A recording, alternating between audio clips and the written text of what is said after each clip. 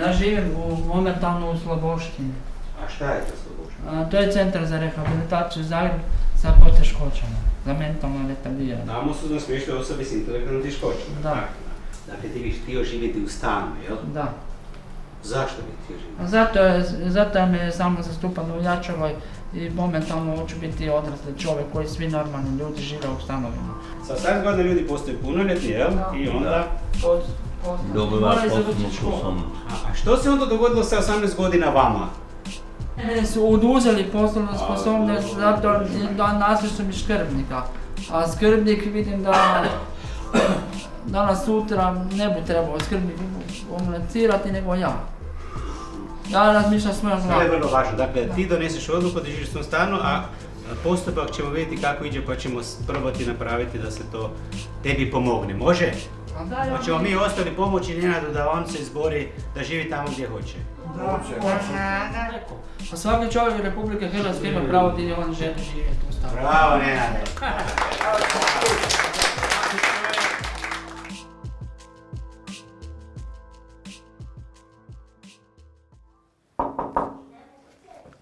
Dobar dan.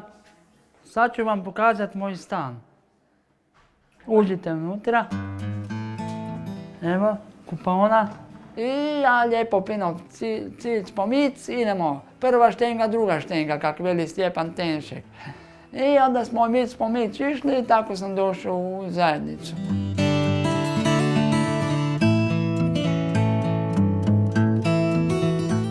Radostan sam, vesel i sretan kad živim u zajednici. Tu sam našao sam sebe i imam ko da imam rođenu obitelj. Osjećam se ko da sam u svojoj kući.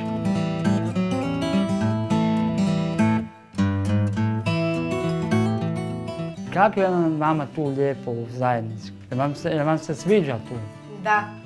Jeste sretni kad sam došao u zajednicu iz Centra za rehabilitaciju Zagreb? Da. Ona ti zna sama ići doma.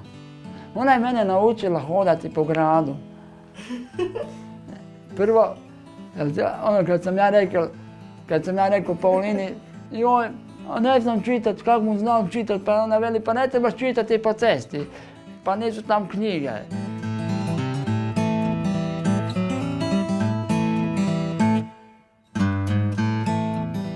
Di radiš, Eno? U radnom centru. A koja je ulica? Ulica Da. Međimurska. Dobro, super.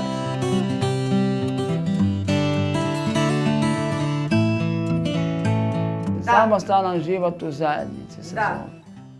Mi se dogovaramo, je tako? Da, dogovaramo se kaj ćemo raditi. Čistimo stan, peremo suđe, pospremanje, oblačenje, pomaganje, jak neke Idemo vam se šetat. Idemo se šetat. Sad ćemo još iskoristiti dok je lijepo vrijeme. Da. Sunčan dan. Danas je lijepi sunčan dan. Jel ti se sviđa s menom živjeti? Da. Jel bih htjela da Ostani. da ostanem? Da. Život, ne znam, meni život može sutra promijeniti pa nađem curu. Ali pozvat ću te ja u stan, nema problema. Moram probati naučiti živjeti kako živjeti sa ženama. Znaš, ja to želim, ali jednog dana će i to doći. Nećemo unaprijed, to je prvi početak.